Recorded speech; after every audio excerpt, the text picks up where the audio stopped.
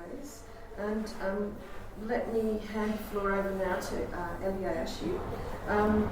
Now we've invited him here for a number of reasons to speak to us, I think, around this idea of how we can understand novel forms, to sort of put it abstractly. And the examples that he draws from is his field. I'm thinking about the financial industry, which is a very interesting model to think about how to deal with the modalities of contingency, which change models, existing models of knowledge that we have, and the different kinds of modalities that can be played against different existing models. So we're all sort of, what is really interesting about this project is we all come from very specific disciplines, but we're in a way stepping outside of those to think about knowledge forms in a new way. So we're using our disciplinary training in terms of how to approach things and create new methods as we go. So bear with us. And over to you, Ella. Okay. Thank you. Well, thank you for inviting me, and thank you, Vera, again, for this beautiful surrounding city of Vienna. Okay, so I have to start this day talking. I hope that my talk will not be too rough start for you, because it could get technical at some points. Anyhow, the title that I have chosen might already give you an indication of where I come from. It is Writing and Price. Why price? Because it's price as in pricing, because what I specialize in, I'm a practitioner actually, not academic. So I've created a company in which I'm still involved today, which deals with the pricing algorithms and software of derivatives. And we apply methods and methodologies that are almost 40 years old now. After in 1973 there was a breakthrough with Black-Scholes formula, so we use those. So my company specializes in doing this, and it's a very specialist industry. So the algorithms are complicated, and I hope that I will explain later. And before that, I used to be myself a market maker or trader in the open outcry markets, dealing with options. So I've also known price and the markets from the field. So I was myself buying and selling options in an open outcry for 10 years.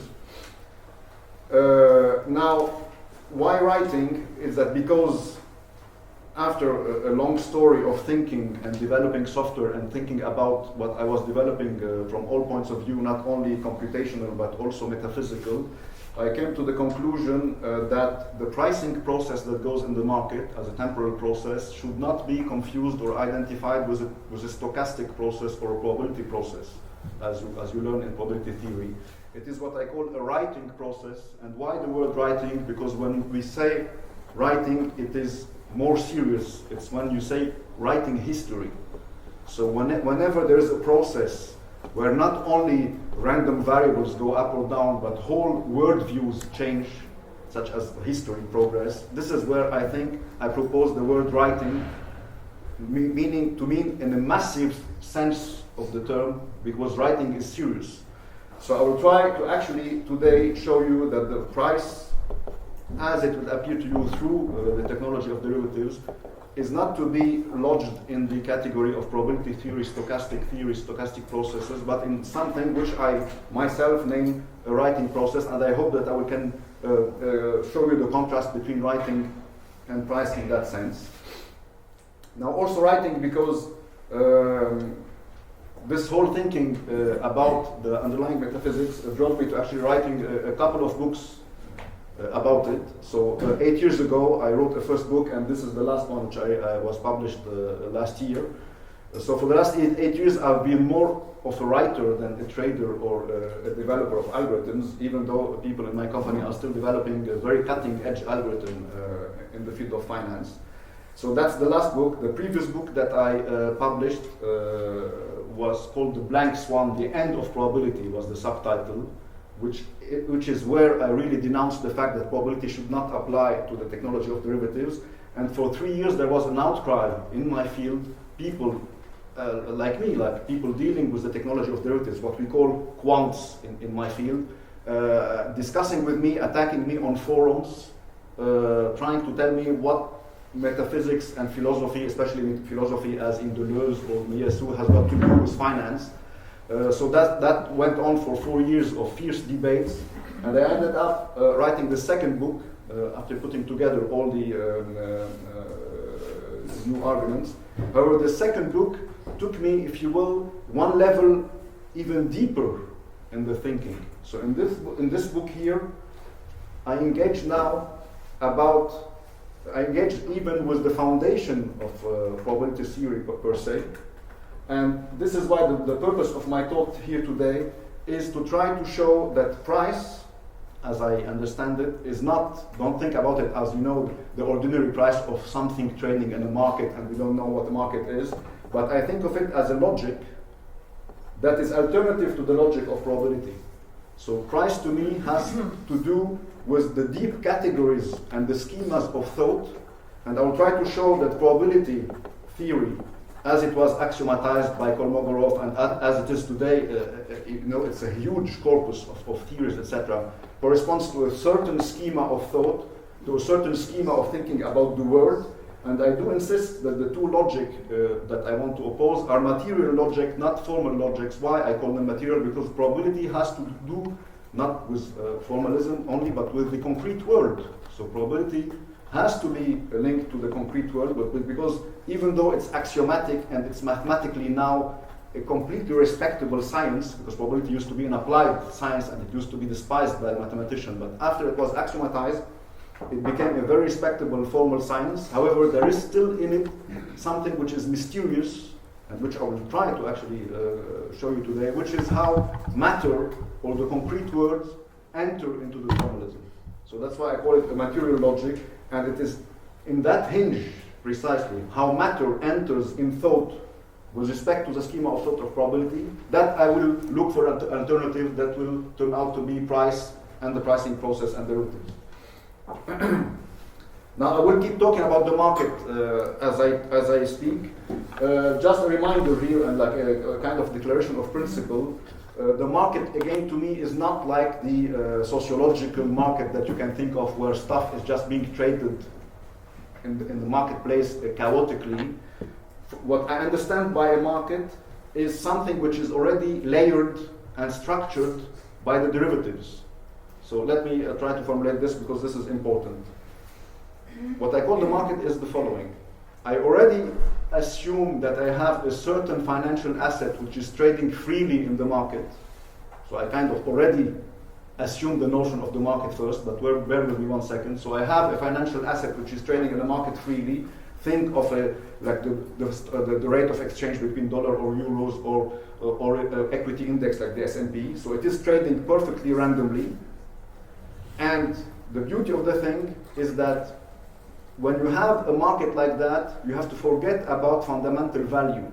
There are no value in this, there is only price. And by that I mean that it is what Keynes has called the beauty contest.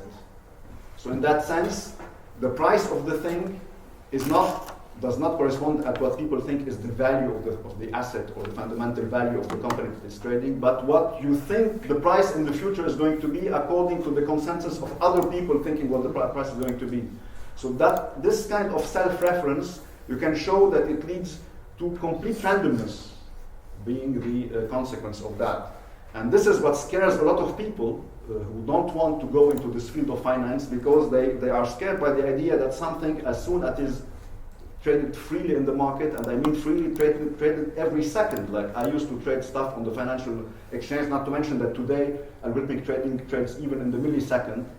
So the difficult point to accept is that it is going to be completely random. Therefore, there is no value because it's completely random. Price is the randomness. But what happens now is that once financial theory conceptualizes this fact, the consequence of it becomes volatility.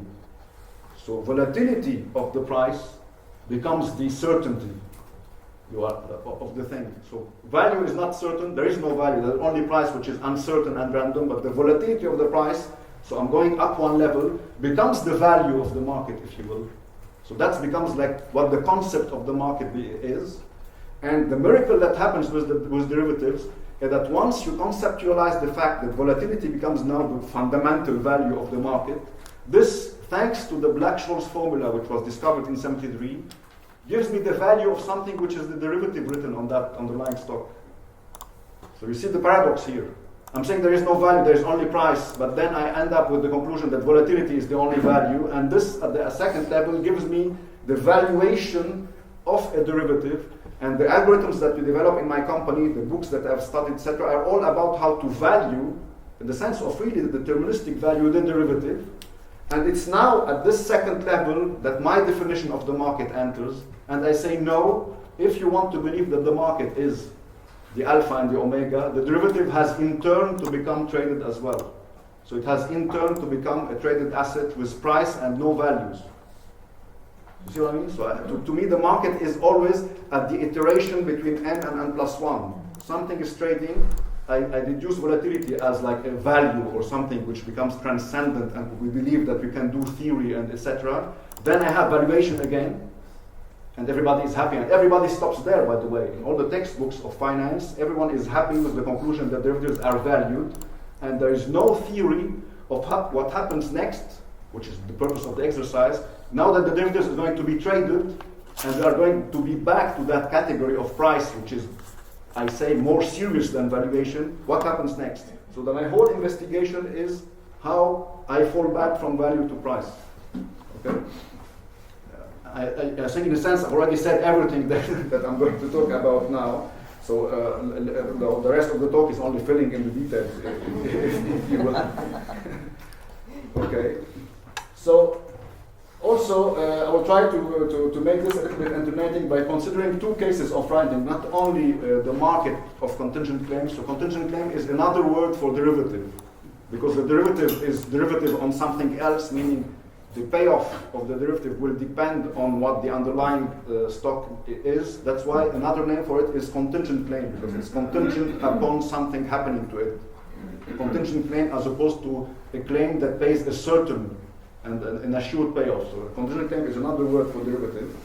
So as I said, the market of contingent claims is a case of writing. Why? Because contingent claims, as I said, follow a price process which is more serious than probability, which I call the writing process. And on top of that, derivatives themselves, the financial contracts, are written pieces of paper. So that's very important for me, because probability theory and algorithmic thinking about probability is abstract, because it's only wiring out states of the world and applying probabilities to them, whereas derivatives are material pieces of paper on which the scenarios are materially written, and instead of running a computer to evaluate them, you exchange them materially in the market.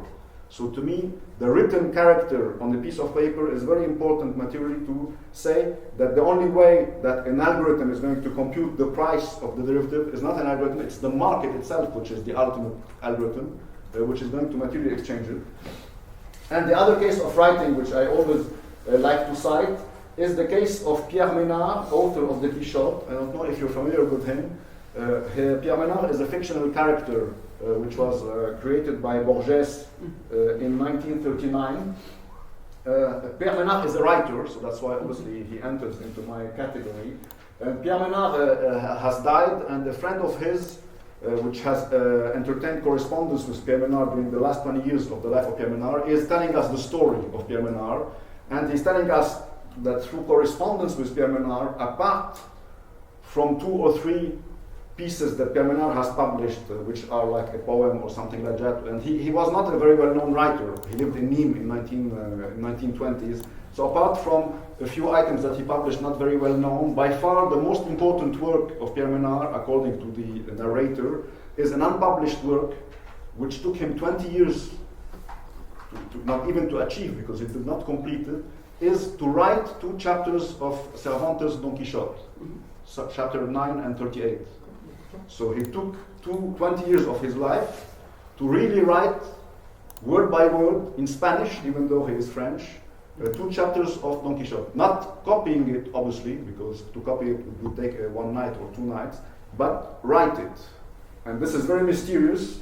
You wonder how that could be, but if you read the story of Borges, it is so realistically written that you believe that actually Pierre Menard has done something. He has actually achieved the kind of exploration that took him 20 years of his life to end up producing the Quichotte. And it's not that he wasn't aware of the Quichotte either. It's not that he didn't know of the existence of the Quichotte and somehow magically God or Cervantes has spoken in his dream. No, he knew perfectly well the Quichotte. So when you try to compare these two things and to wonder where does the writing process of Pierre Menard takes place, obviously in my sense it wouldn't take place in probability or prediction, because in the state of mind where this is thinkable and programmable and algorithmic, Pierre Menard would be copying the Don Quixote, because in the algorithm there is definitely a state of the world where the Quixote exists.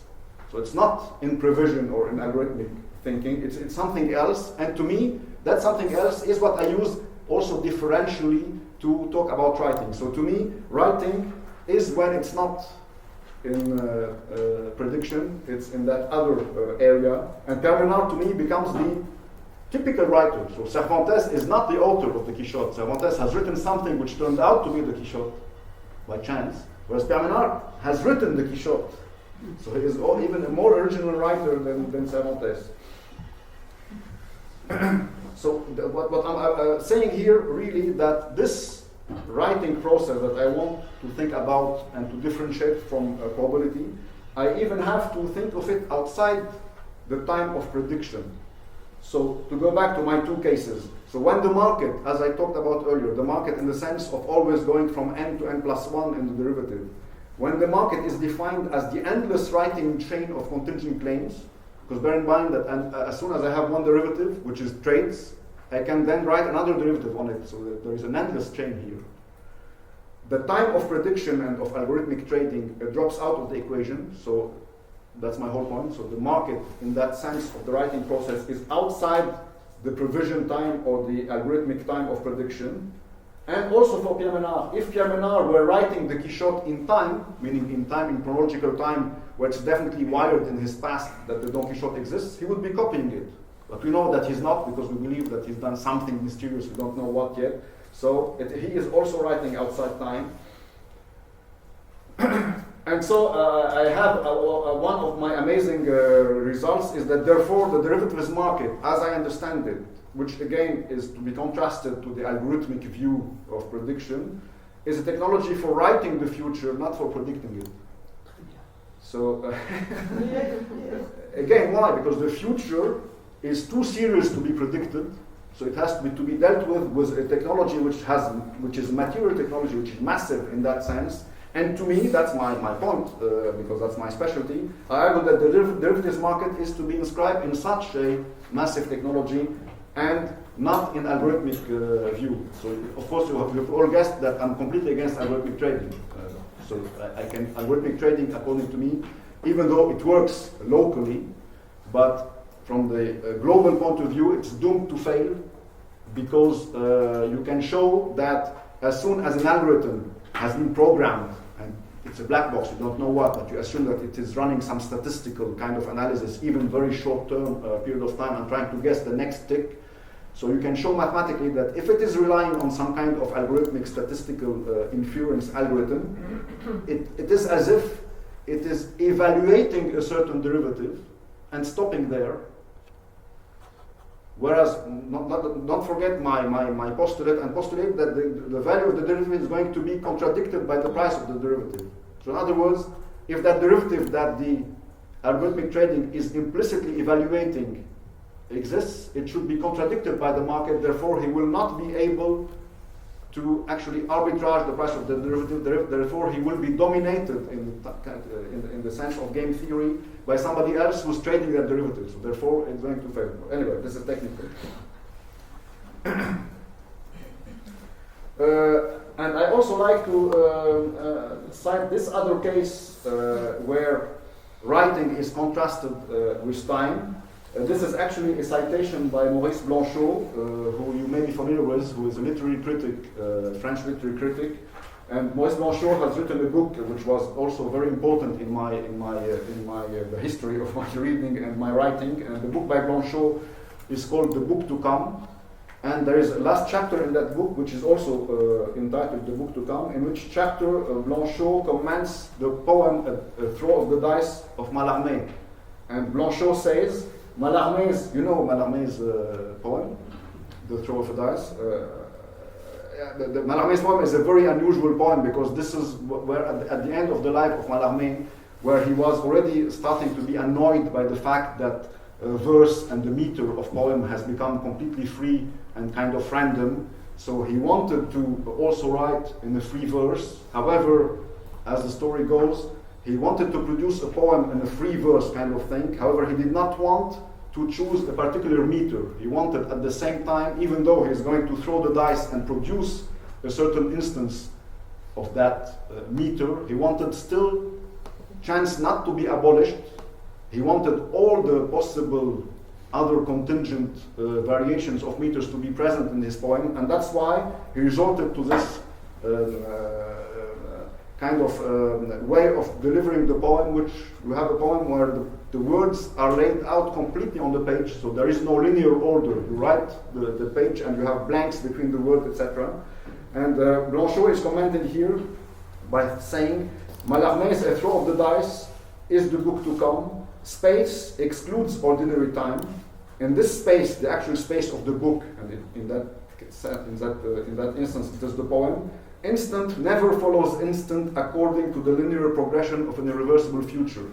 So here Blanchot is speaking against the vision of time and prediction, where you have time steps in which words follow words. Because Mallarmé has resorted to space, where the words are all over the page, this allows the meter, or if you will, the generation of the words of the poem not to be consumed by one algorithm, but you have all kinds of algorithms at the same time.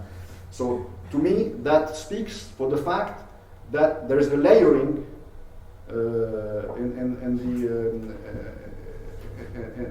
the probability. I don't want to have one view of time where only you have one process going on up and down, but a layering as in a book. And this is why I can show you here how time and space get contrasted in my picture. So that is here the point of view of time, which I'm actually criticizing. Time, which is fed up into the algorithmic trading, and where all you have to do is for the algorithm to predict the next step of evolution of the price of something. So that's only one-dimensional because I'm looking in the time dimension. As opposed to, and this is here the most popular process that we know in finance and everywhere, which is Brownian motion. And I mean, of course, you're familiar with these kinds of graphs. I mean, it's exactly how stock evolutions look like. So that would be the time dimension. And people, a lot of people, really think that the market is only down to this. So typically, this would be the price chart of an index, say of the equity index. Whereas I oppose this view, which is very narrow, to the space view, which is this, which is actually the domain in which I specialize. And this here, what is this? This is a snapshot, so there is no time dimension in it. This is taken at one instant. In that case, it is on May 5th, 2014. The picture that I showed you earlier was the picture of the time evolution of the Euro stocks, which is the equity index, European equity index. However, here it's the snapshot of the thousands, actually 1,200 options that are trading on their equity index as seen at that instant.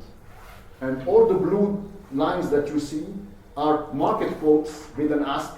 So you have a bid and ask, meaning a selling price and a bidding price, that market makers, and I used to be one of those guys, are producing for you instantly on the floor. In this case, I mean, it is, in the case of the S&P, it could be Chicago, for derivatives written on that underline.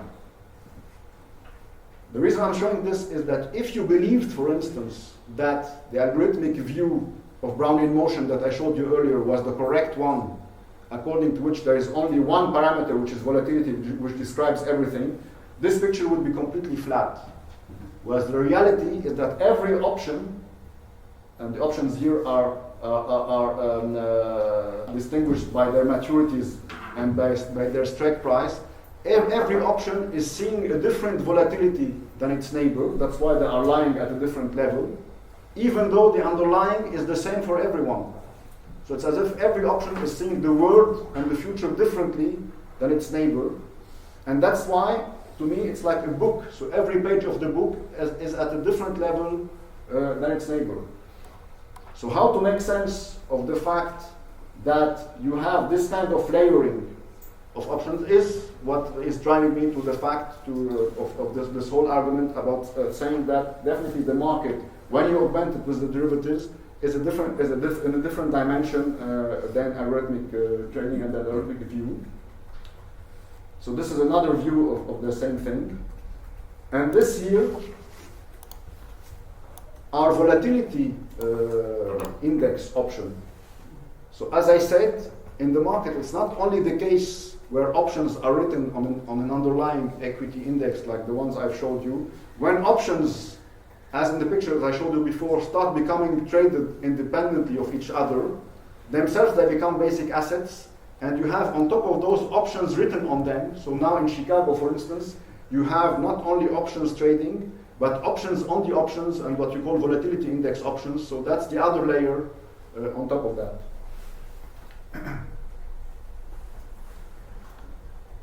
Okay. So my whole purpose, I suppose, is to actually argue that because of the fact that you should never look in the market only through the eye of one asset that is trading, but always wonder what the derivatives written on that asset are doing. And as I said, virtually any asset that is trading will have to carry with it all the derivatives that are written on it on top of one of each other. So in that case, my whole argument is to say that the market becomes as massively unpredictable and untotalizable as the future. So it's not algorithmic trading, it's something else. And so this is the word massivity here, which becomes my key word. And also, to go back to Pierre Menard,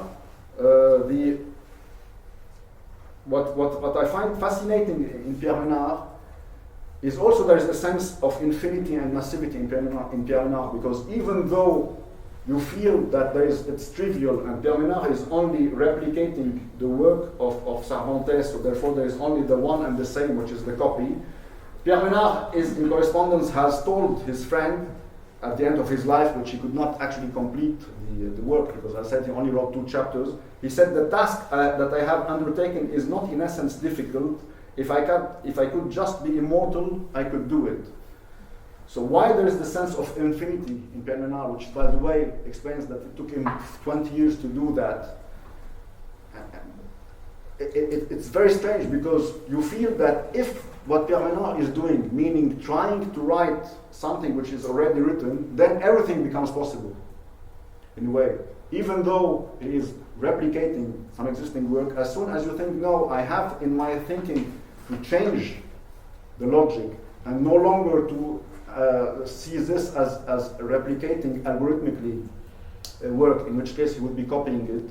As soon as you think, no, he's doing something else, then the whole logic of copy and model becomes involved, and everything becomes possible.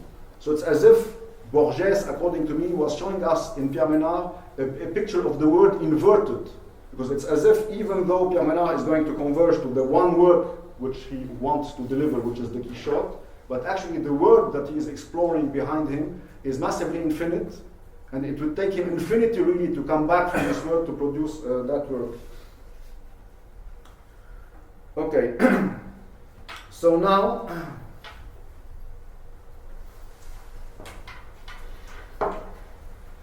what I'll spend the last half hour trying to do is to talk a little bit about abstract probability theory. And as I said, this is my last kind of research, because I want on the one hand to argue that price and the writing process and the derivatives and the market is something which is alternative to probability at a very deep level, which is actually the level of foundation of probability. And the conclusion that I will arrive at in the end is that abstract probability theory, which I'll try briefly to show to you, and as I said earlier, what interests me in it is that it is a formalism, but in this formalism there is the concrete word that enters, because probability has to connect with the concrete word, and the concrete word is something which is material, therefore it has to resist formalizing. It's very difficult in formal theory to say that I am in this particular situation. In formalism, you only have situations which are possible situations. So situations which are part of a set. How to distinguish the particular situation that I'm in, the indexical, if you will, the situation, this situation and not another one, is a situation which of course can be different than it is because it is contingent. This, I think, there's a major difficulty in this, and probability theory has to express it. This is what I call the massive contingency of the actual world. So probability theory is trying from the massive contingency of the actual world to represent probable events, etc., and I'll show you how. And on the other hand, there is the massive contingency of the future, which also is beyond probability theory, because, as I told you, the future is massive and should not be reducible to stochastic processes. So what I'm just want to do here, and it's like a work in process, so you have to bear with me, is to try to give you my reading of abstract probability theory, which is at the basis of everything that we are doing in finance, so at the basis of the theory of stochastic processes and at the basis of the algorithm that we have to price derivatives. So I'll try to talk about the foundation of that and try to show you what, according to me, is the major point of difficulty, which, if we look at an alternative way of seeing it, we might end up with an alternative logic, which is the logic of price. So the two things that I'm going to contrast is abstract probability theory, that I will try to explain to you, and then how from that, as I said, an alternative would be no longer a theory but a technology, and no longer abstract probability but pricing. Okay.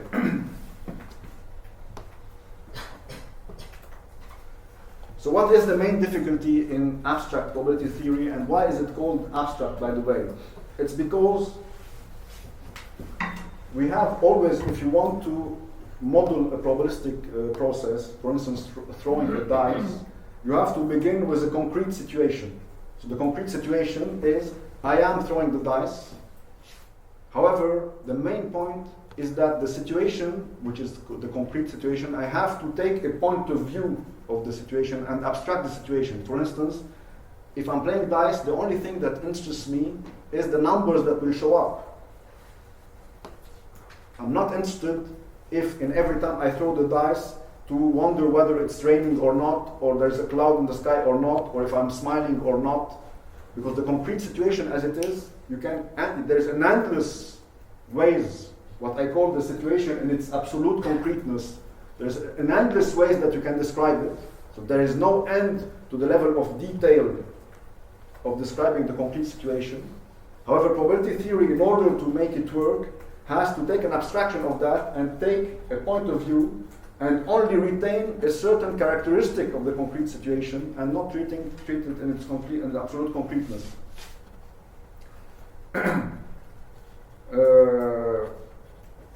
You see what I mean? So that takes us here, the law of large numbers. So the law of large numbers is the empirical, if you will, finding that if you are throwing a coin repeatedly, keeping in mind that each trial is independent, so there is no influence from the previous one on the current one. So you are repeating the trial in exactly the same conditions as before, but there is no influence, and you are throwing the coin repeatedly.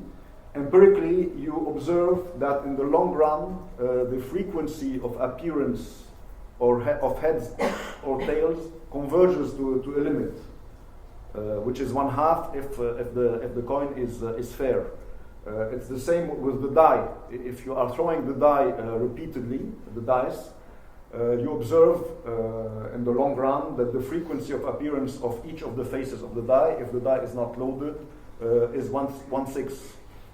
So that phenomena is called the law of large numbers, which means that in the limit, when the number of trials increases, the frequencies of appearance of certain events have to converge to something. And this, by the way, this law, I mean, even there are people who've tested it in the past centuries and have actually thrown the dice thousands of times to really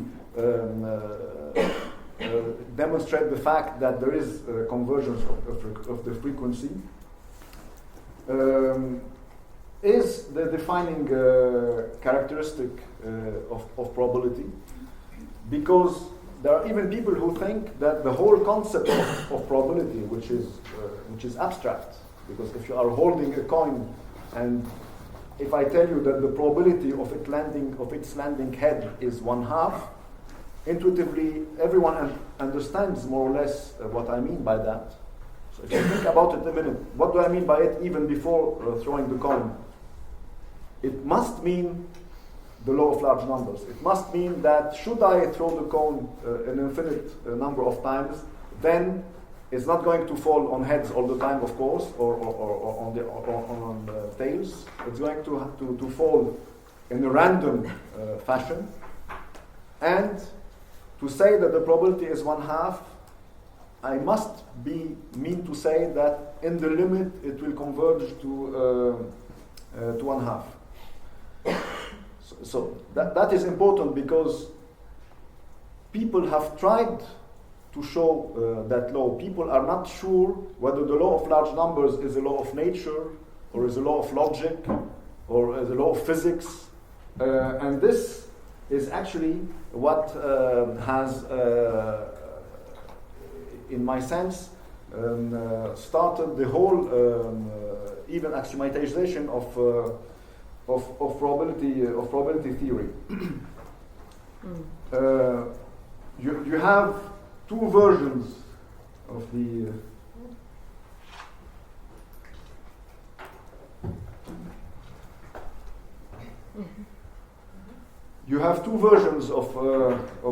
the weak law of large numbers, of the law of large numbers. The weak law of large numbers is finitistic, meaning it only considers a finite number of trials. And the statement of the law is that if I tell you that the probability of heads is 1/2, what does it mean in terms of the law of large numbers? It means that if I consider a certain number of trials, if I throw the die sufficiently often, there will be a number of trials above which the frequency of appearance of heads will only deviate from 1/2 by a certain tolerance that I can predefine. So it means, in other words, that the probabilities are going to converge, right? So you take a certain finite number of different sequences of throws, and within this population of different sequences of, let's say, thousands of throws, only a fraction of that population will show a frequency of appearance of heads different from 1/2 with a certain tolerance that you pre-specified. So that's a finitistic statement. But actually, more interesting is the strong law of large numbers, which really takes care of what happens in infinity. Because you all feel that if probability is to be a metaphysical precise concept, such that metaphysician can tell you that the probability of half is something which resides inside the coin, if you will, immediately you think that this has to relate to infinity, because why stop at the 1,000 throw? Why stop at the millions throw? It has to be infinite. So here you have a kind of duality, which I find fascinating, between the fact that we are looking at something material. Let's not forget that the die or the coin is something material, and it's materially that I want to inscribe the probability of 1/2 for the coin, or 1/6 for the faces of the die. So it's material in that sense.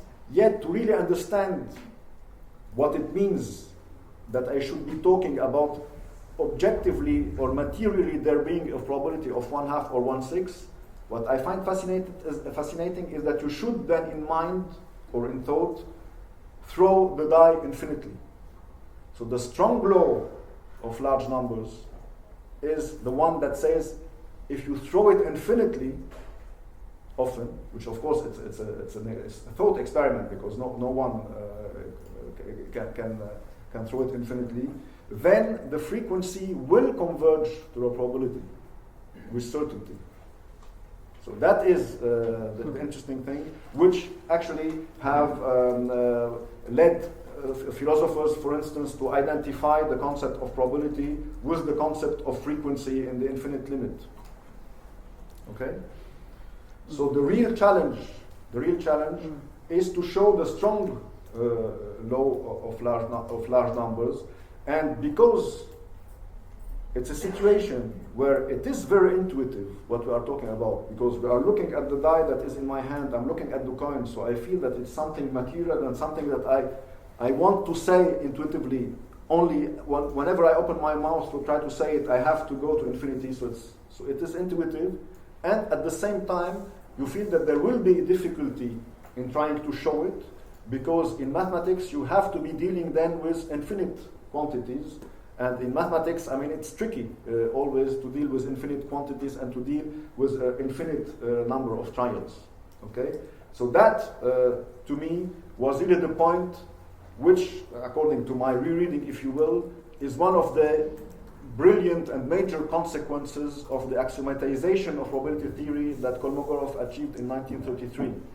Because before him, the first one to show the weak law of large number was Bernoulli. Bernoulli was able, with very simple algebra, to show that if you stop at a certain number of trials, then the frequencies will more or less converge with a certain tolerance. However, no one was able to show the strong law of large numbers until Kolmogorov came up with the full axiomatization of probability theory, which I was in the process of showing you with this distinction between sample and event.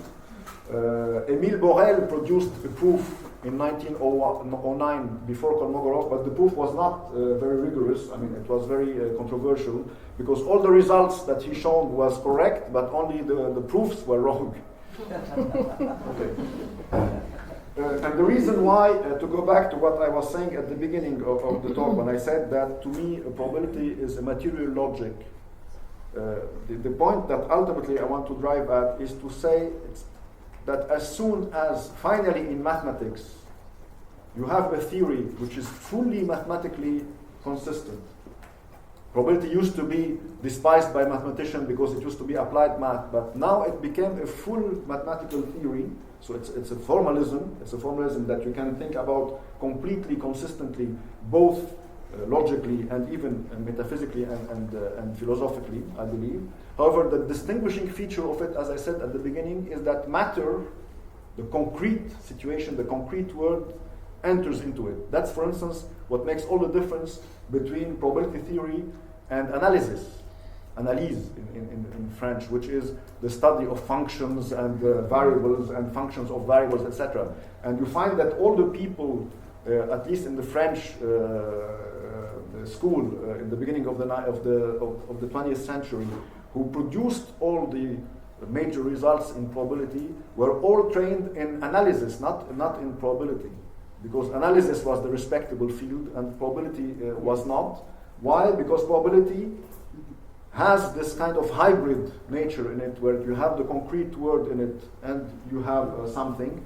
And by the way, all the results that mathematically dealing with infinities that you show in probability theory have their equivalent in analysis in the theory of function and variables, because it's integration theory. However, probability has this notion of sample space, which I tried earlier to convey to you, in excess of analyse and mathematics. And it is this that Kolmogorov according to my reading, say, manage to put in the axioms of probability theory. Okay?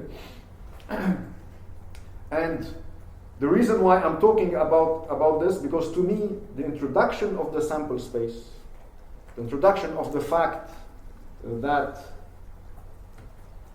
I have two levels. I cannot deal only with the outcomes, with the faces of the die. I have to put under it the fact that the material die enters. This is what, to me, shows the hinge between two infinities. The infinities that you have to think of in the formalism to go to infinity in order to show the result, and the infinity which is, to me, resides in the fact that matter enters into the formalism.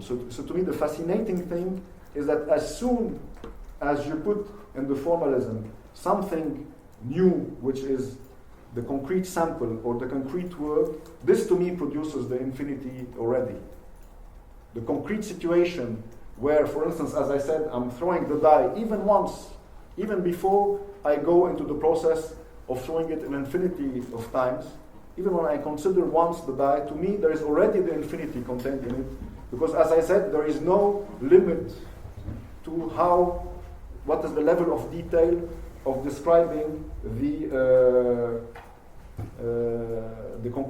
concrete situation.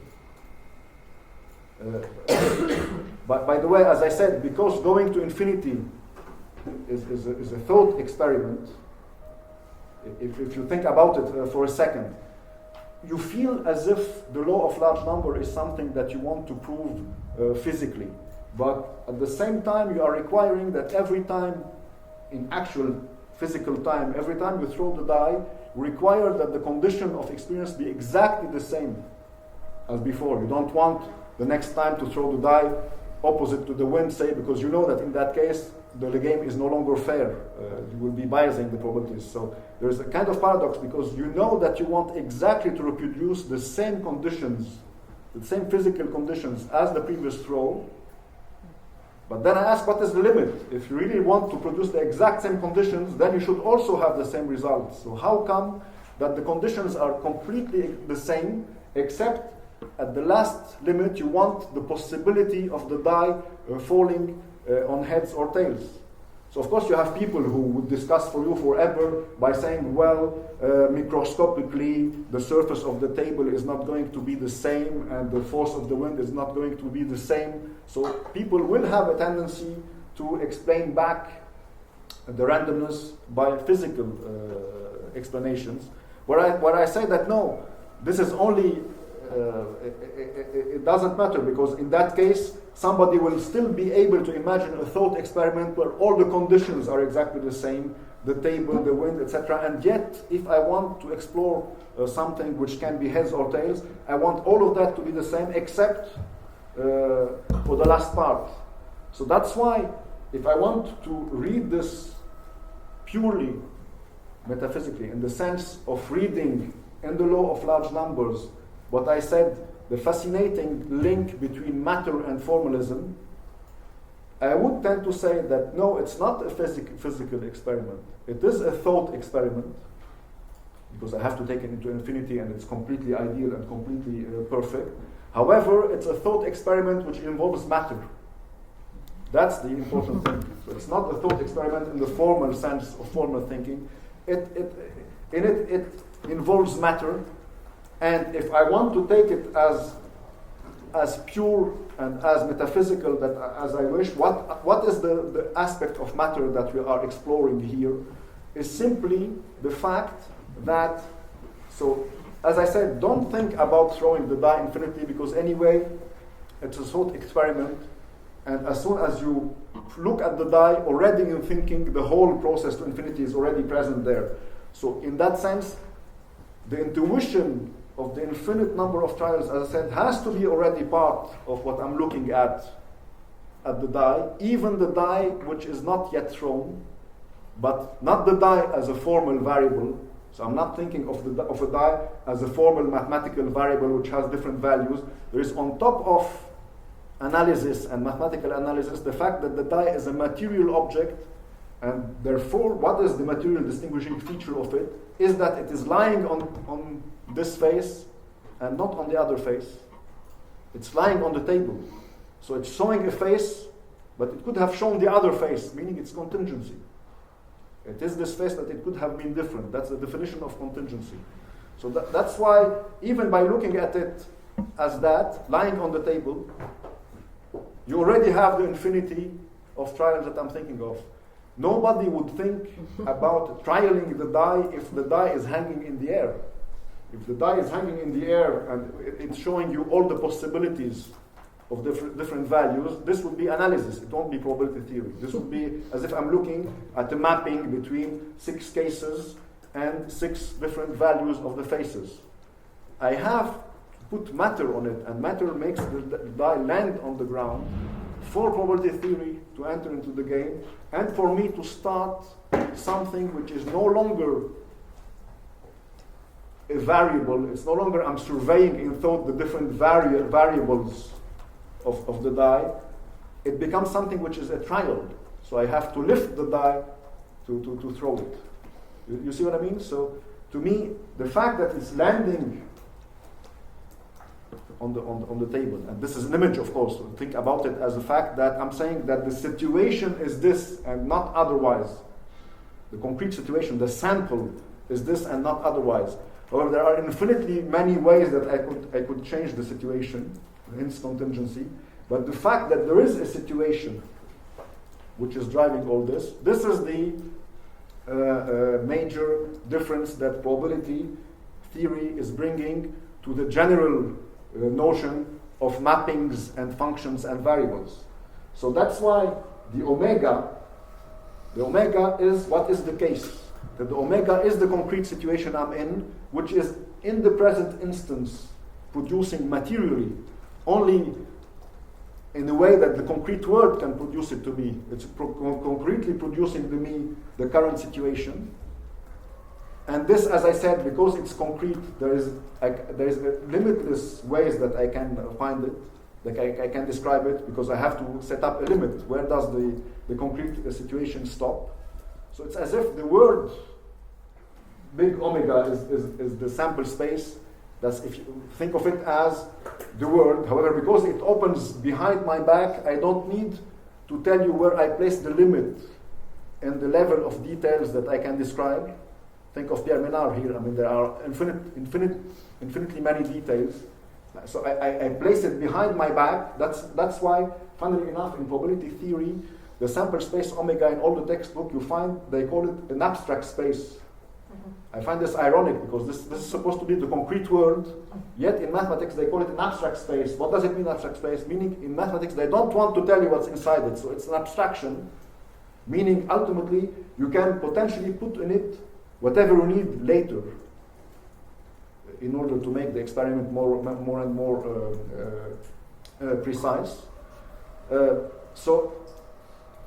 And it's an abstraction, so all you need to know at the beginning of the axiomatization of probability theory is 2 things. Is that I will only care in that concrete situation, which is, as I said, potentially infinite. I will only care about the point of view that interests me in the current game. So in the current game of dice, the concrete situation was, as I said, potentially involves the temperature of the air, the sun, everything, the world, the astronomy, everything. All of that, I only care about the weather in that instance of the case that the world is going to produce for me. All I care about is whether it will land at phase 6 or 5 or 4. So that means that I'm abstracting on top of that situation in order to create the events. So the events are what is thinkable. The concrete sample, I call it unthinkable. And why I call it that? Because another way of looking at the logic of the event is to say that the event is an answer to a question. So if you are able to formulate a question, meaning what is the number that was shown? Was the number odd or not? As soon as you can formulate something under the form of a question, meaning you can think of it, then you create an event for it that probability theory can put probability on and measure. But the concrete situation in all its infinity, if you think about it in an absolute infinity, is unthinkable. Okay? Yet, the formalism has to articulate the two. The formalism has to tell you that if two concrete situations are different in infinitely many respects, but are behind my back, I don't want even to look at them, yet lead to the same number, which is 6. Therefore, the saying in probability theory is that the two situations contribute to the event 6. And in mathematical formalism, you then say that the omega 1, which represents situation number 1, and omega 2, which represents situation number 2, belong to a same set, which is the event. So the events in probability theory are abstractions over all the samples that the world produces for me, meaning there are sets composed of samples. So it's only aggregates of cases that I can measure in probability theory. I cannot measure the case. So the case in itself, which is what the concrete world is producing for me, I cannot put probability on it. Why? Because I cannot even think it. Potentially it's infinite. It's only I have to take a point of view, therefore to impose a certain logic. Therefore I become also a slave to my point of view, because remember what I said earlier, that maybe events will happen which may change the whole point of view and change the whole world view even. So that's why probability theory is kind of a victim to its own abstraction. So it has to abstract from the concrete world in order to be able then to run the algebra of events. So algebra of events meaning you can combine events. You can say I have event A and event B. I can assign probabilities to them. That also I can assign probabilities to the product of the two events, meaning the two happening at the same time, etc. So there is an algebra. So whenever thought has to take care of something, the thought has to be able to produce this algebra. So in order to do that, I have to go to that level where I group the concrete samples into events.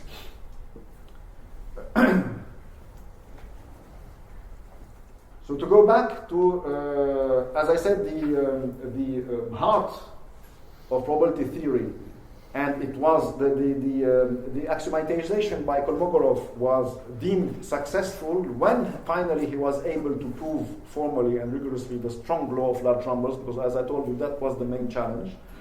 And you will see that how historically it unfolded. You will see how this notion of distinguishing these two levels, the concrete level, the sample space, and the event space, which is the space where I can assign probability and do algebra, this duality was crucial. Why?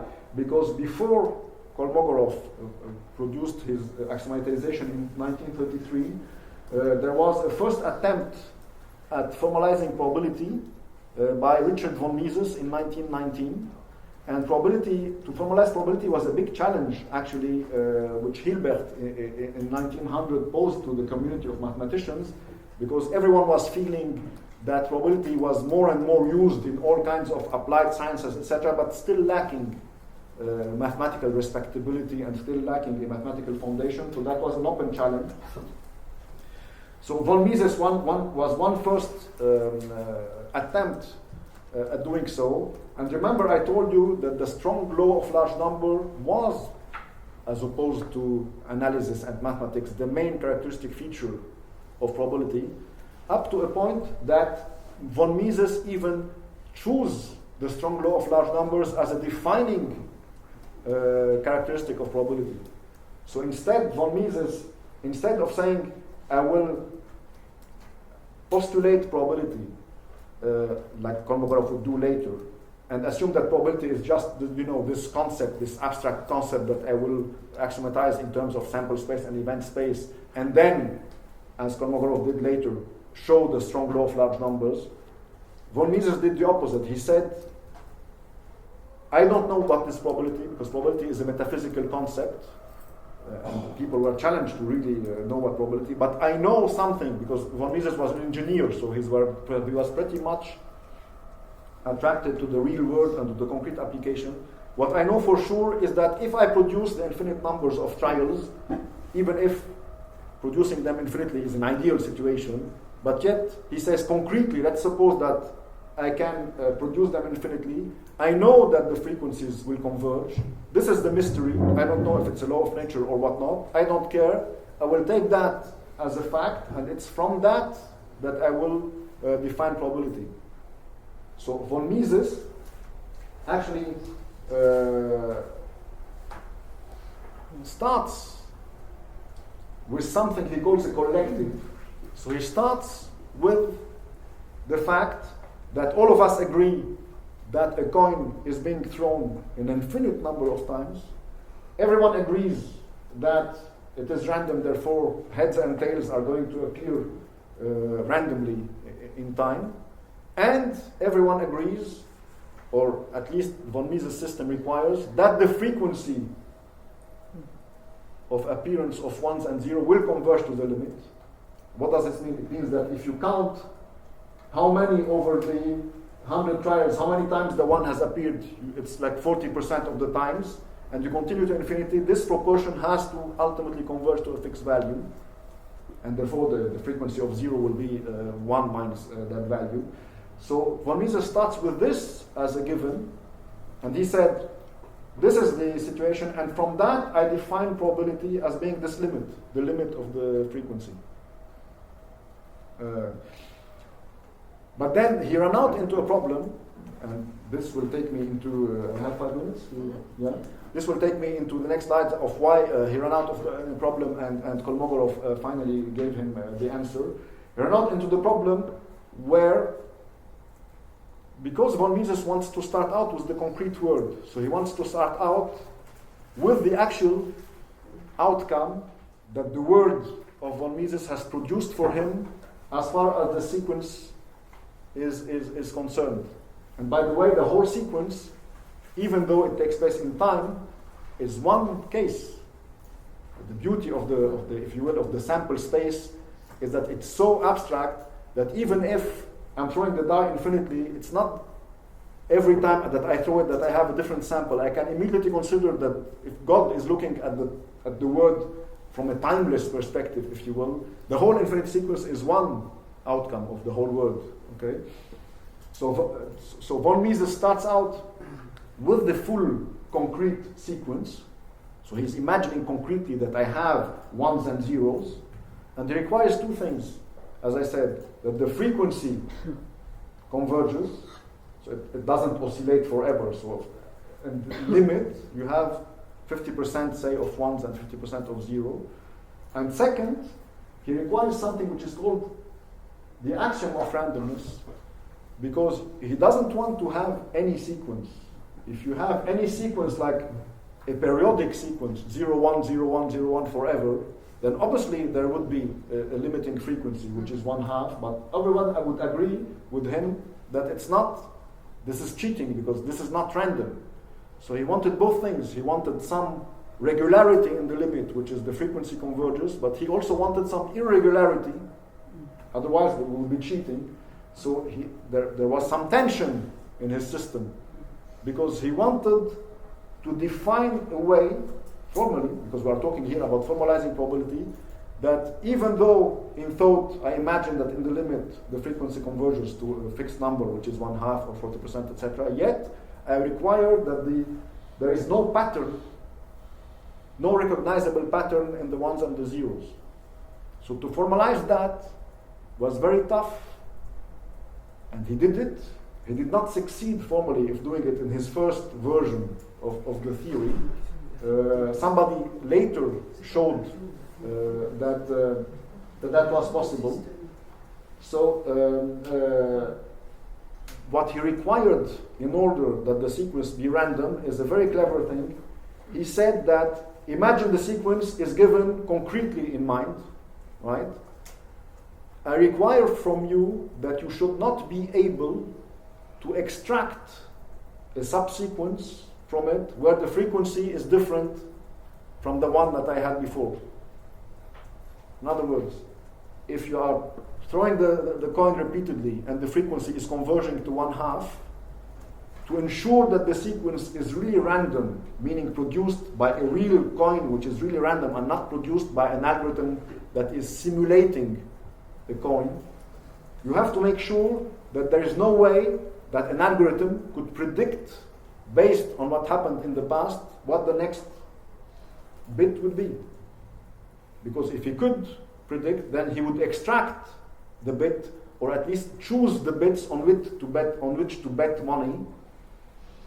If you are betting even money against the coin, if you are able to choose a subsequence, meaning every time the coin is flipped, you don't bet, you refrain from betting, and you only bet when the algorithm tells you that you should bet.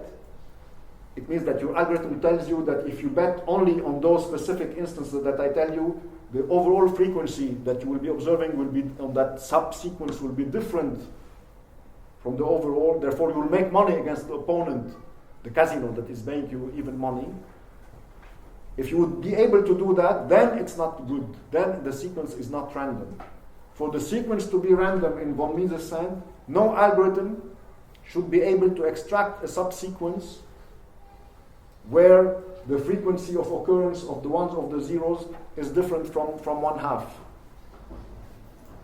So it is a very, only in mathematics can you imagine such abstract ways of thinking, keeping in mind that with von Mises we are with the concrete sequence, paradoxically speaking, yet he is asking me completely abstractly to figure out that the sequence of ones and zeros is such that I cannot find a pattern in it. So you wonder, does such sequences exist? How can you imagine them? In mathematics, a guy proved later in the 30s that yes, not only do they exist, if you imagine all the infinite sequences that are zeros and ones. In mathematics, this is a very known space. It is 0 and 1 to the power infinity. So in mathematics, I can very well give myself in thought all the sequences of zeros and ones. You can ask the questions, in that huge set, are there actually sequences that verify what von Mises wanted, meaning such that I could not, reading the sequence bit after bit, predict the next one? The answer was, yes, there are. So von Mises was vindicated, because it would have been a tragedy if such sequences didn't exist. Not only there are sequences like that, but there are a lot of them. Actually, the majority of sequences that you can imagine generated with 1 and 0 to infinity are completely random. So that's a completely non-intuitive result, which you can only get in mathematics, which, by the way, is telling us that this sequence I cannot construct it. So you cannot build an algorithm to generate such a sequence, because if you are building an algorithm, the algorithm itself can predict it, and therefore you can use it to make money out of it. So here we're entering really in that realm where you can think abstractly, mathematically about infinities and get results which are very non-intuitive, meaning such sequences, even though you cannot even imagine them and you cannot run your thought constructively on them, not only do they exist, but they exist in huge numbers and they fill completely the space. So von Mises was vindicated when he found that, but later his theory was criticized because it turns out that the space of sequences that he was thus describing did not actually fill exactly the requirements that you should want a random sequence to verify. So in other words, it turned out that the randomness that von Mises wanted a sequence to verify was not actually completely random in the sense that later was formalized by Kolmogorov. So with hindsight, if you will, when later Kolmogorov finally managed to show the strong law of large numbers and he used for it the concept of random variable, where he deals with the sample space and the event space, it turns out, according to that theory, which is today the theory of probability, that the sequences that were produced by von Mises were not completely random, meaning it turns out that you could actually devise betting strategies that could make money infinitely out of them. Okay? So von Mises failed in founding probability on his concept of concrete random sequence because of that. And it's finally Kolmogorov who from the beginning took the opposite direction. Because, if you will, von Mises' mistake was to start with the concrete sequence. As I told you, probability theory cannot deal with the concrete sequence as such. It can only deal with the event space with aggregate of sequences.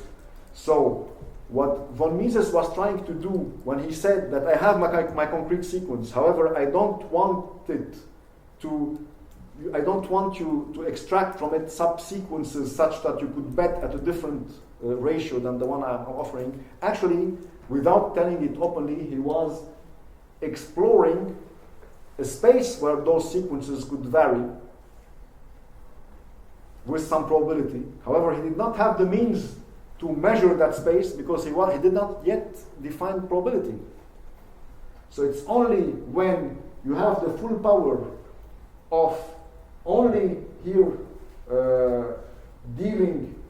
applying probability to full sets of sequences and not individual sequence like Kolmogorov, to full sets of sequence, was Kolmogorov able to show that the number of sequences on which the strong law of large numbers is verified is huge and has measure 1. Okay. And so let me then finish with that thing that I started alluding to earlier. So again, to wrap up the thing, I'm fascinated by the fact that as soon as probability enters and as soon as you need to put matter into the formalism and to speak about the probabilities of things that the concrete world is producing to me, I need to go to infinity. And as I said, for the formalism, if I'm looking at the die which is sitting on the table, the formalism can only deal with functions and variables. To try to lift the die once in the formalism is as hard as lifting it and throwing it an infinity of times. So, because it's a thought experiment. So as soon as I look at the die, it doesn't. Even if I look at the die as it sits on the table, already I have the infinity. And as I said, my explanation of why, as soon as the concrete world and probability and the interplay between the sample space and the event space enters, the reason why I can only think things infinitely and I can only show the strong law of large numbers by using the infinity of set theory of mathematics is that, according to me, there is already infinity in the thing which is the unthinkable thing, which is the presence of the sample that the concrete world is telling me is the case. Okay? So there was a last part which apparently I don't have time to cover, which is to say that coming to that conclusion, you see how probability theory acts backwards. Probability theory, whenever there is something new that happens that ruins its makeup, whenever there is an event that changes the space of events of it, it will tell you, yes, that event was actually part of the sample space that was behind my back, which is completely implicit. I did not see it. And then now I can reformulate the whole problem and make that event a new part of the algebra of event.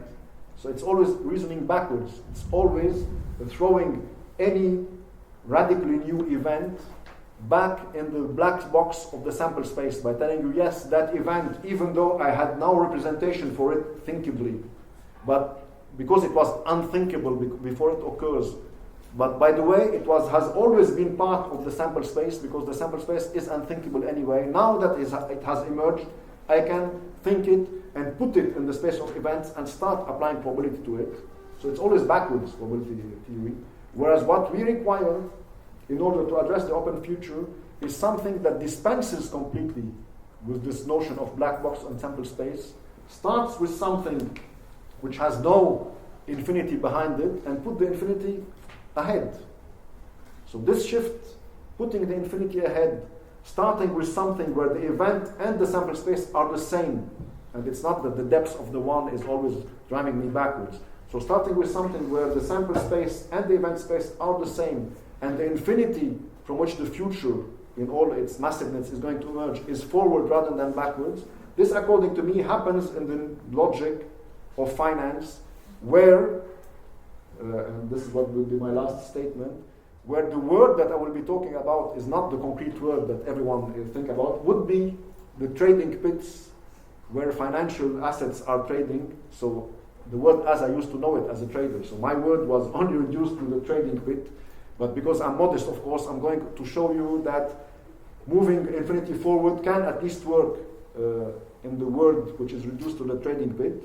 And the whole idea is to say that we no longer look backwards, but with the prices of derivatives that are trading in the market, the infinity of the concrete world is thrown ahead of me, and therefore I'm genuinely open to a reading of the future in the sense of the massive reading, which I call writing rather than prediction.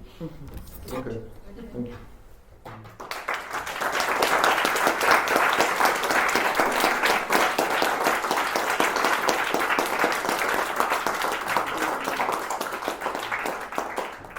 Thank you very much, Elie. I think that's a very good place to stop, because we could obviously talk about this more, but I think perhaps this is something we will pick up this afternoon. Obviously, we're working towards creating different kinds of critiques, different kinds of languages, different kinds of writing, different forms of literacy, ones that are adequate to speak to the data that we're working with. And so to think quite deeply about these issues is incredibly important. I think we have a lunch break scheduled. Do we want to? Do we want to have a few questions though to start with, and we'll still. I mean, I know there's a lot to think about here, but come back. But perhaps we can take a few questions to pick up and quiz Elie while he's in full flight. Before I land on the... Before you land. In the future. Or He's in the future. We need to destroy.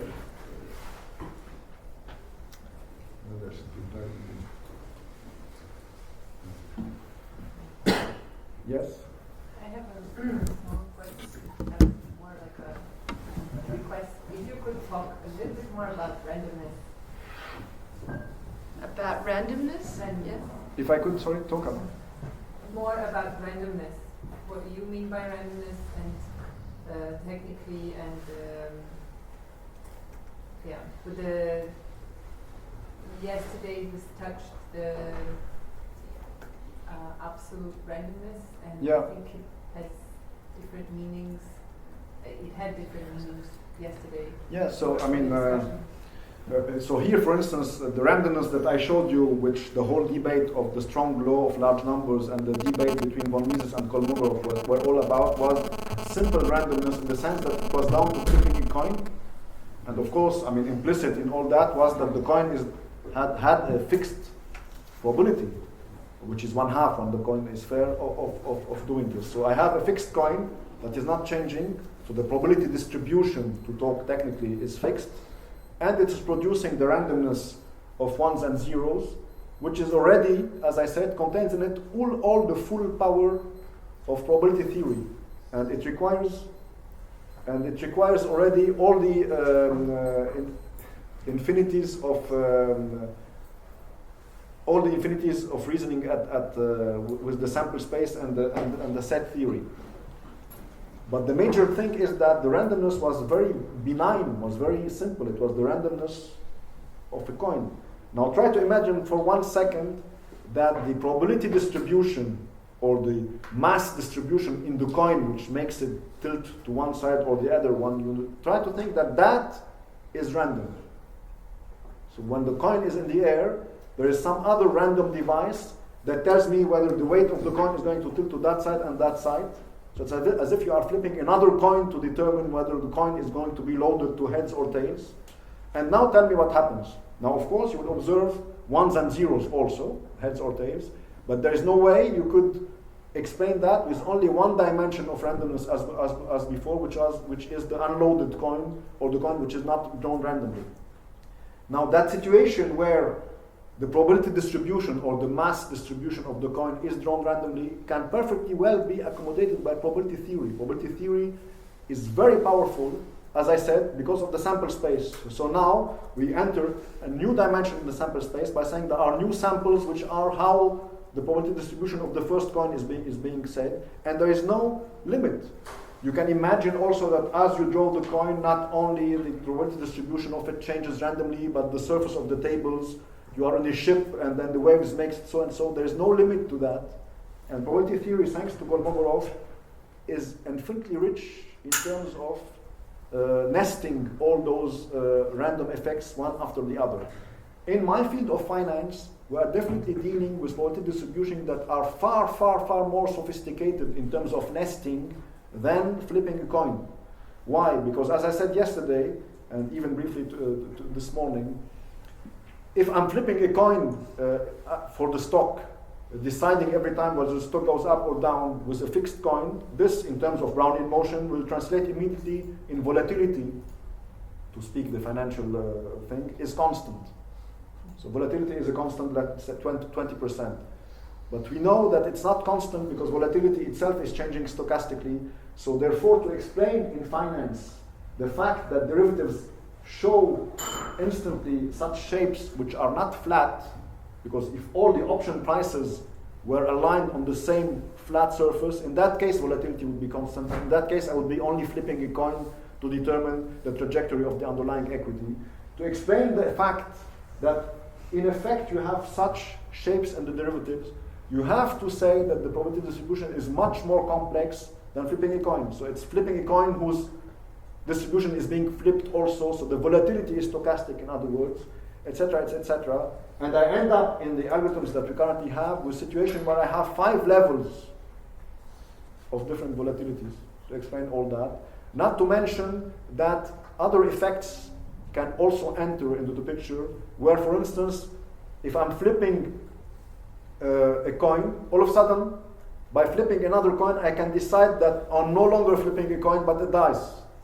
So you can change even the device and jump to a whole new device. That also can be decided randomly.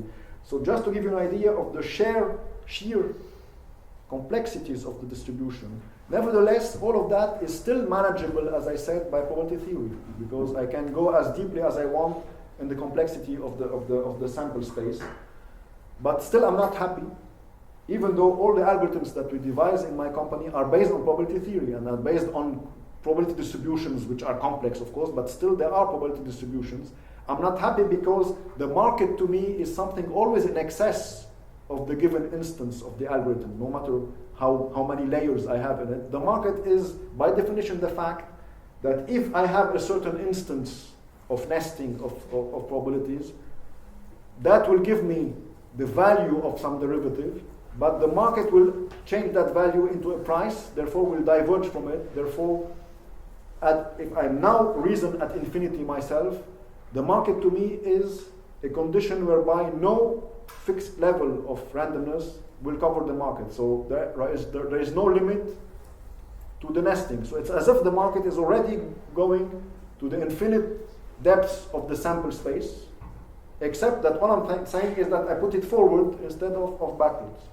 So that is absolute randomness in the sense that there is no level at which I can stop and claim that I have captured the market. So there is no algorithmic trading, no matter how layered it is, that can capture the market, because the market of derivatives, keeping in mind that the market of derivatives is simple, not complex, because every time a derivative, no matter how complex it is, trades, it becomes a simple asset on which you can trade another derivative. So it's always going back down. So in that sense, the market, to me, expresses something that is, I'm still searching it, but to me has to be a concept more powerful than randomness in the sense of probability theory. And this is what I can call absolute contingency or absolute randomness. I mean, to speak another word. something that has no other representation than itself. And then the fact that you are always working between level n and n plus 1. So that is the thing. So I can deliver a technology, but always a technology that has no structure, that is ready to morph into the n plus 1 structure.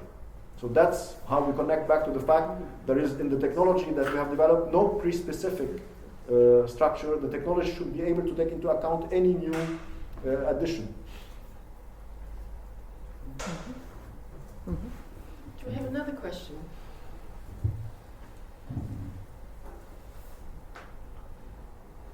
I have one, but it leads in another direction, perhaps. Are there no other questions? Yeah, that's also. Well, yeah, I have a question just in terms of the broader framework or remit of our project, which is thinking about the question of ethics. And I'm wondering, with what you're saying, is there any role whatsoever for reflecting on questions of ethics with this description that you've given us? Mm-hmm. Yeah, I mean, the main question that I keep encountering is whether derivatives are good or bad. I mean, to go back to the basic question of ethics. I distinguish between two derivatives. Definitely the derivatives that are too complex, like the subprime derivatives, the CDOs, are so complex that you cannot trade them on the market. It's only banks that value them with some very obscure models and actually failed. So these are bad derivatives because they are so complex that you cannot build a robust enough algorithm to price them, offer their prices to the market, and what is key in my whole research and philosophy is that the next instant, because the market is going to go against the prediction of your algorithm, the algorithm should be able to recalibrate itself in order to still be in the market. So the fact that you are able to recalibrate the algorithm is the key thing. So to be a little bit technical, to be able to do that, the derivatives have to be simple. So simple, like those ones that are traded in Chicago by traders as I used to be, which are calls and puts, like what we call vanilla options, or slight variations of those. These are good derivatives because they are simply described, and they trade very liquidly, and their market is so liquid that it allows me to recalibrate my model every day. So these are good derivatives. The bad derivative is the one that is so complex that only a huge black box, which is completely based on probability theory, by the way, so it's not, it's also covered by Kolmogorov, etc., except that there is a huge complexity in terms of the matrices of correlation between things, etc. So this thing produces a number for the bank that started selling the CDOs, except that the formulas were so complex that it was fragile in a sense. So it depended on an assumption that as soon as that assumption was invalidated, meaning the whole assumption on the credit crisis was that there is no way that everyone will go bankrupt together when you are like loaning money to people with no income and you're bundling them into CDOs. The assumption was that statistically there's not a chance that the 100 households that are bundled in your subprime bond will go bankrupt at the same moment. But this is exactly what happened. So you became completely fragile with respect to a very sophisticated assumption in the correlation matrix that you have. And in the meantime, you had no sanity check with the market every day because the stuff was not traded openly in the market, was just traded more in a speculative bubbles than anything else by banks producing these things and making money all the way up in the speculative bubble. So to me, to go back to ethics, derivatives are very good as soon as you can trade them on the market liquidly, so therefore they have to be simple enough. And they're even very good because, as I said, the randomness that we are facing in the economy, or to put it another way, the absolute randomness, which is the future that we are looking at, because the future is there. I mean, is there. You cannot not have a future. And you cannot not have a future that is completely contingent. Therefore, you require, according to me, a stock exchange for that. And you require all the power of derivatives, which are traded on the same stock exchange, not traded in the black boxes of banks, because this I don't call trading. So that is good. That is good in the sense that it's as if, I mean, we have a technology which is good because it's giving us insights and ways into the future that we wouldn't have had otherwise. So can I just to clarify, because Sure. this is a sort of a foreign universe in many respects for me. So on the one hand, you're saying what's essential is that algorithms need to be able to recalibrate Yes. or be responsive to changing conditions. Yeah, it's the same. And So the we can- kinds of and the sorts of assumptions that were made created a situation of fragility where that responsiveness wasn't possible any longer. Yeah. So I'm sort of thinking about not principles, but ways of offering an ethical framework in terms of markets. And then the second part seems to be something around this question of transparency of exchange Yes. on the market, rather than this is the black box of the Yeah, so algorithm. these in Yeah. this instance it's very transparent because it's a listed market, so it's open. It's an open market, so it's completely transparent. And one ethical rule that traders have, and this is maybe the ethical rule that I might draw from the market, is to take the loss. If you are trading as a human being, not as a machine. And I do insist in all my thinking and philosophy that the market can only be down to human agents, and you cannot be put in the hands of machine, if only because the complexity of derivatives makes the machines fail anyway. The one ethical imperative that a trader should have is to be able to remain afloat and alive in the market forever. And for that to be possible, he has to cut a losing position. You cannot accumulate a loss. Because if you accumulate a loss, the next day you won't be able to trade and come back to the market. If you have a loss, what does it mean? It means if you are owning a stock and the stock is going down, you have to sell it at a loss, lose money. Why? To be able to come back on the floor the next day and do some trading and make some money back as a market maker. Because the market maker makes money all the time by selling and buying to various people. Of course, he can incur losses because the market is moving in random direction. But the first ethical rule is to be able to always mark your positions to the market. Don't hide from the fact that the market has moved against you. This is what happened to a lot of banks that hid from the fact that the portfolios of CDOs that they have no longer make sense in terms of reselling value. So if you are a market maker on the liquid market, you cannot hide from the fact that the market went against you. You have every time at the end of the day to mark your positions in accountancy to the market and take the loss when you have, in order to be able to be in the market again. According to me, it's because the big banks that were involved in the subprime crisis did not take the loss but were bailed out by various people or by governments, that the crisis was not ethically resolved or not even resolved. And I think that's an ethical rule. I think the market is good in that sense, in putting in the minds of people the fact that someone has to recognize his mistakes. It's as simple as that. And in order, if only to be able to carry on the next day. I have more, but I'll come to you. Did you want to ask? Mira had something There's one over there. as well. So I would just like to ask, what I find remarkable yesterday when we were talking is that the derivative market is based on looking at the contingency of the future. So Yes. it's about the future. Then another interesting part is that, for instance, with big data and so on, it's a kind of looking at the past. Yeah, so statistics, I mean, in a It's sense. statistics. So what do you think, is there a way to make them talk? Because if one can look only in the future, the other one can look only in the past. And then the figure of Pierre Menard, I think it's an interesting figure because somehow he's trying to work with both in a way. So my question would be, do you see your derivative objects comfortable in the world of data, or do you think they are trying to step out of it? I'm open to change, of course, but I always tend to think that no, the two worlds are incompatible. So I'm completely against statistics, completely against big data in the sense that there is a big temptation in big data. It's that the data is there.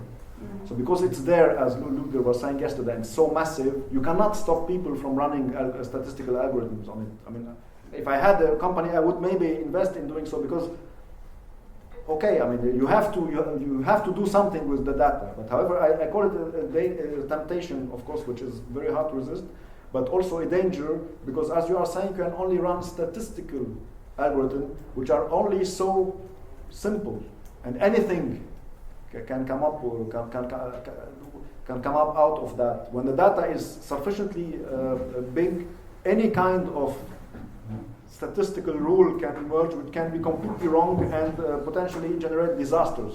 That's because we are talking about a huge amount of unstructured data that makes no sense apart from the fact that it is huge. Whereas in derivatives, it's not chaos because the derivatives are structured. The derivatives, you know exactly what the call and the put are. They have strikes, they have maturities. And if only you want to apply financial theory to that and make sure that the prices that the market maker is producing are arbitrage free, meaning I don't want to produce 1,200 prices like I'm doing here and offer somebody the opportunity to make money out of me immediately. That's called an arbitrage. As soon as you impose that constraint, you can no longer do anything. You can no longer do statistical data. I cannot run a statistical algorithm on derivatives, just let the algorithm learn through the trading history of those 1,200 options what the next price is going to be. Why? Because instantly, regardless of history, I have to always ensure something which is called the non-arbitrage, which imposes mathematical constraints on the prices of the algorithm, which are highly non-trivial. So that's why the algorithms that we have do only that. They are very complicated, but the only purpose of the algorithm is to find the probability distribution very sophisticated in terms of Kolmogorov, etc., that makes sure that all those prices are arbitrage free. This is exactly the purpose of the exercise. But this in itself imposes a completely different nature of a constraint than statistically learning from a completely, messy amount of data and building a rule of action. I could throw that into a big data number cruncher and tell him, please figure for me a trading strategy on option. But chances are, even though that strategy might succeed for some amount of time because it has learned something by neural network or whatever, definitely it's not correct because if it doesn't have wired in it the constraint of applying the principle of non-arbitrage, then it will fail. If not in actual history, at least it fails logically because it means that somebody who is aware of that algorithm can definitely tailor-make a derivative which will make that trading strategy fail. So that's why in finance, because finance is looking forward, because derivatives are all about future payouts of money that I get in the future, that I have in my algorithm to project the time ahead and figure out this constraint of arbitrage, and I cannot end up with something that looks as a learning mechanism for a statistical algorithm. I have to apply derivative pricing theory.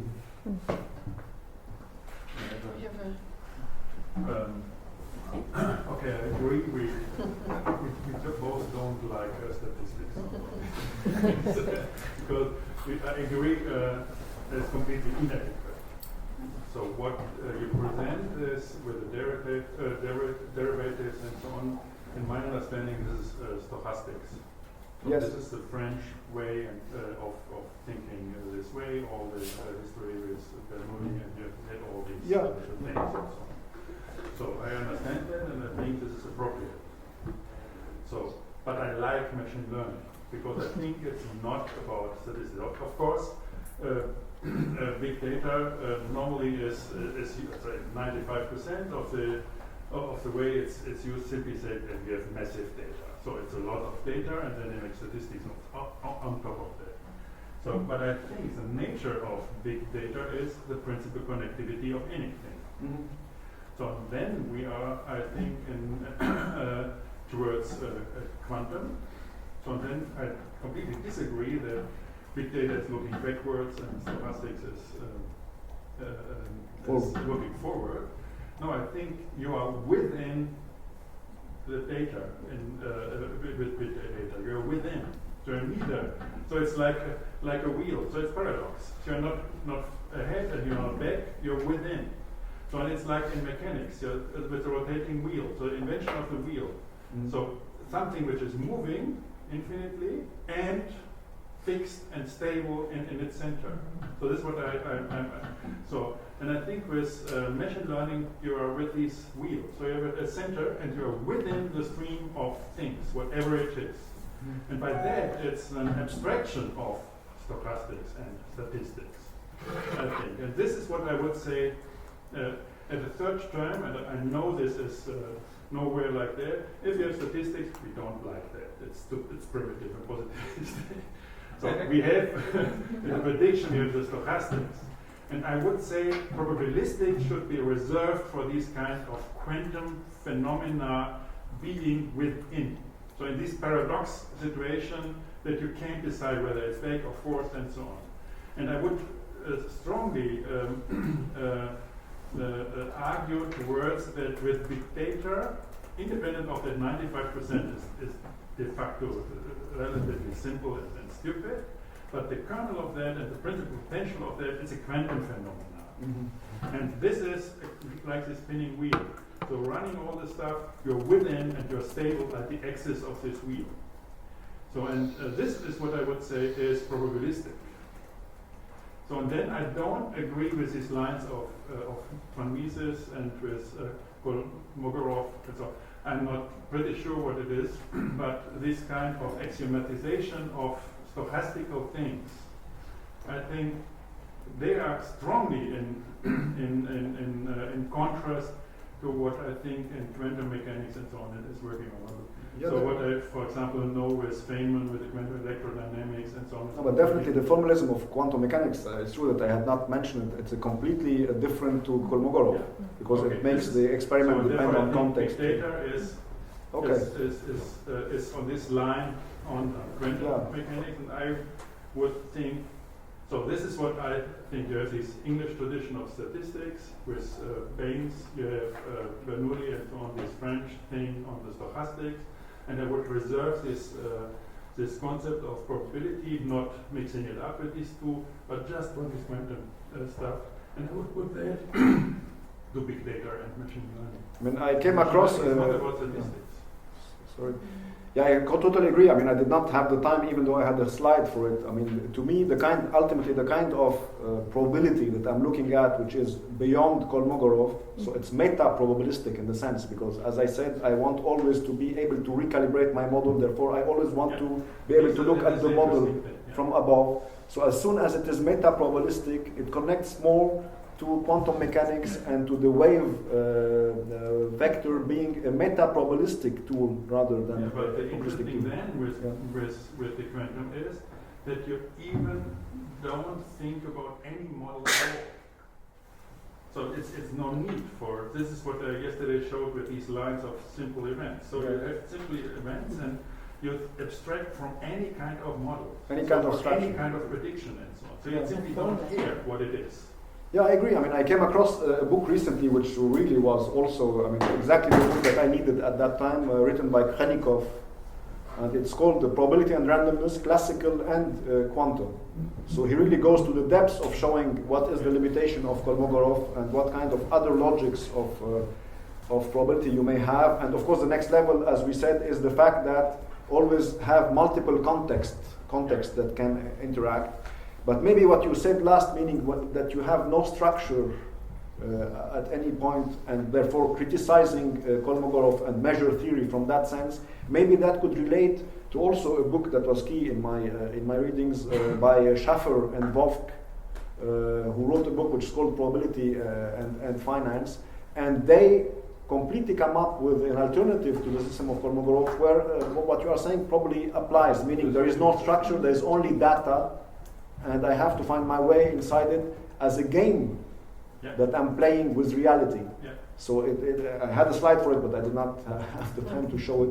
So here, the assumption where you forget about stochastics and stochasticity and the sample space and all that, and turn over to the fact that the future and the present are all together in the data, is what they call a game, where reality, in a sense, is prepared to do any move against you to ultimately not make you make money on the market, and they don't go into specifying exactly what the stochastic structure is.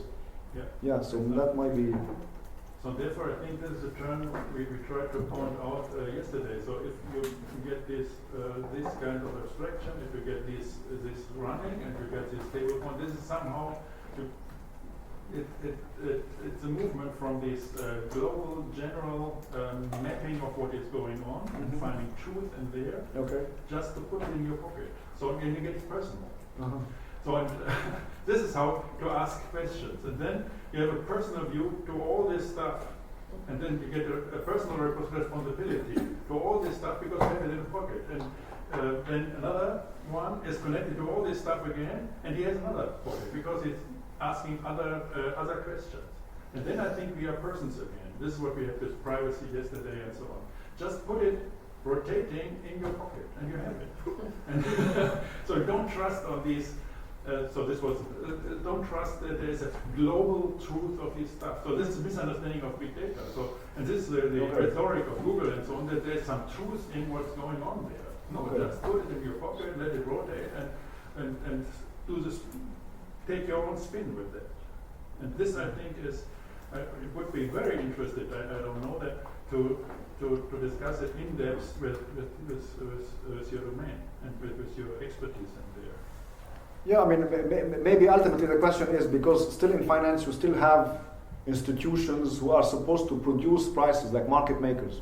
Maybe if you're telling me there is no longer a single market maker, maybe a bank or a single person, that is supposed to quote for me 1,200 prices, and every price can be quoted by a different individual, maybe it will work somehow without there being any unifying structure, maybe.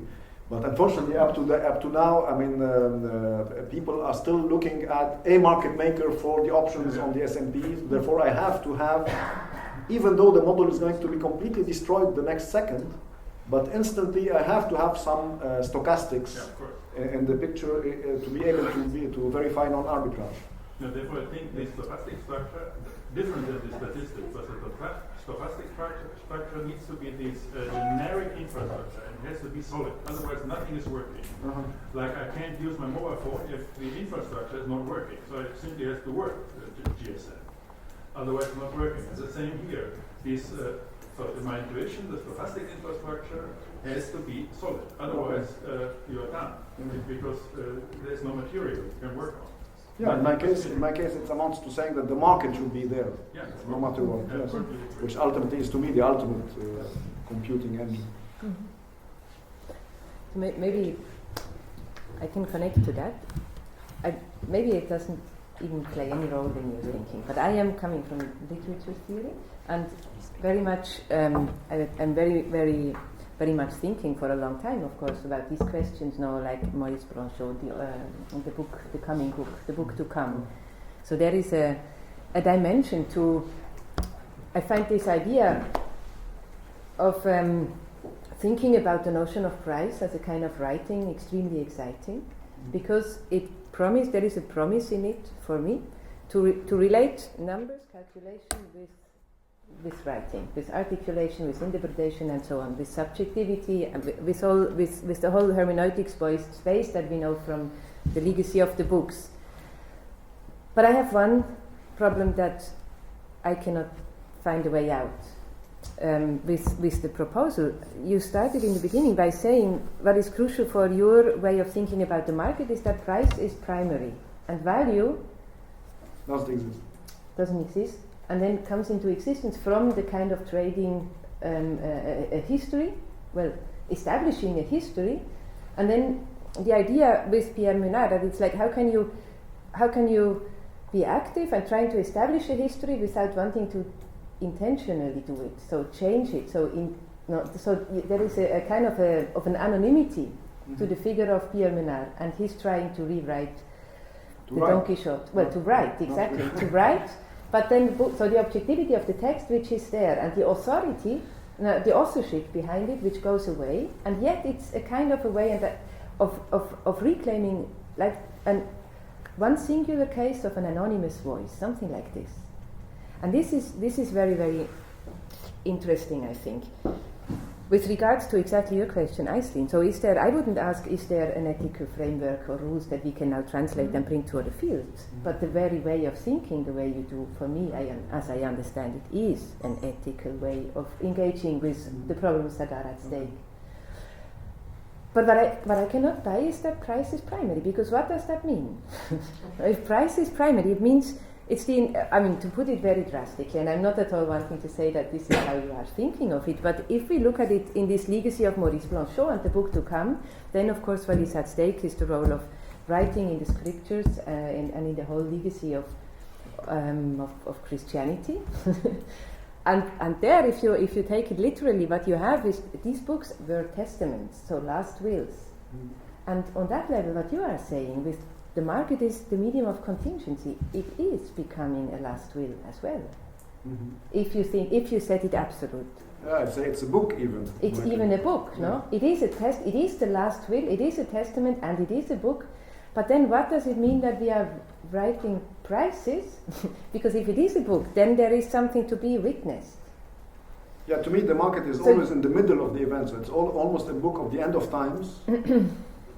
So it's a record. So it's apocalyptic, but then it would be apocalyptic. Every day, yes. Okay. And what I would. But however, the apocalypse changes every day. You see what I mean?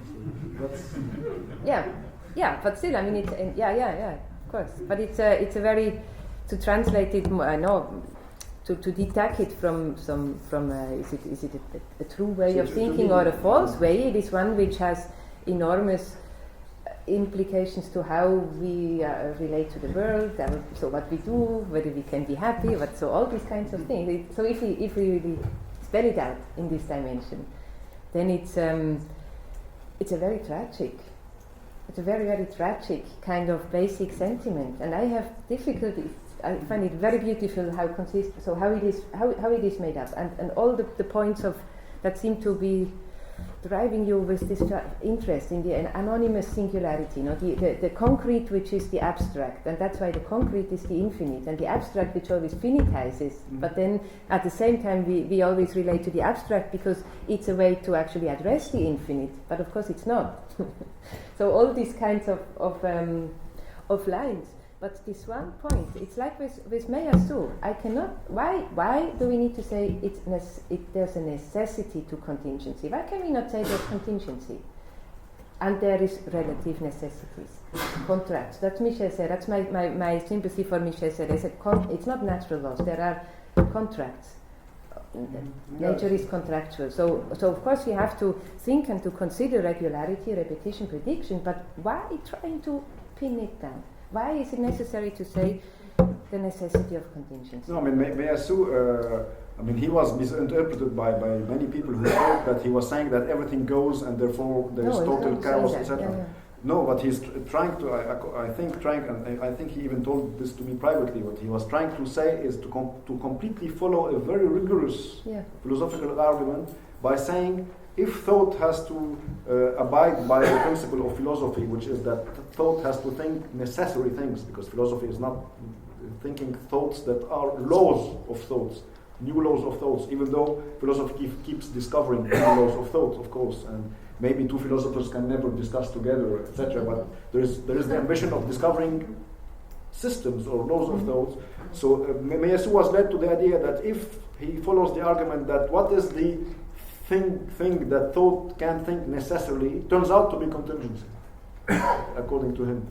So on the contrary, you can read Meyasu as following a very strict program. It's not anything goes. On the contrary, he is really trying to go to the limit of what thought, in the sense of the imperative of thinking, and so constraints you put on it ends up to be contingency. But if I read him like this, then it's not philosophy, it's a thought experiment. it's a kind of a technical artifact. It's a kind of a technical artifact which is beautiful. It's like a statue, something like that. Yeah, I mean, I might agree with you here because I like artifacts, so I like. Yeah, me I mean, too. But then I want to speak of it as a mechanic and not as a philosopher, and that's a problem because then saying necessity of contingency. Maybe. So even in my case, I mean, the reason why I'm still exploring the market, it's because it amuses me. It amuses me to get as far as I can in the metaphysics and to get as far as I can with weird conclusions before I go back to the whole world and try to build, an acceptable or ethical position, etc. I think I'm not done yet with the metaphysics. So speaking of apocalypse, etc. So for instance, one of the things that I like to draw from all this is to say, well, everybody tells me that the event is completely unpredictable. It's only after the event happens that I can know what the event is by definition. So you have always to be exposed to the event to know what the event is. This is a triviality. So therefore, one of my points is try to say, in the market, as far as the market is concerned, I'm not trying to draw conclusions everywhere, it's as if you are in the middle of the event, exposed of the event, yet you have solved the time paradox, which is, you are in the event in terms of the massivity and the logic of the event, but yet you are chronologically before the event in a way. So that's why it becomes a way of really dealing with the event with the massiveness that it deserves. But I agree with you that I'm still experimenting with artifacts or combinations or amusing combinations of thinking and not yet grown that into the ambition of and as you see my trajectory, I'm even going deeper in the foundation of probability theory, so I'm going even deeper in the technical stuff instead of opening up the subject. But that's why I can find it difficult to express at times. Yeah, of course. Okay, so I think we make lunch break. So we continue. It's 12:35. It's 1.5 hour time. We continue at 2. Yeah. Great. Thank you.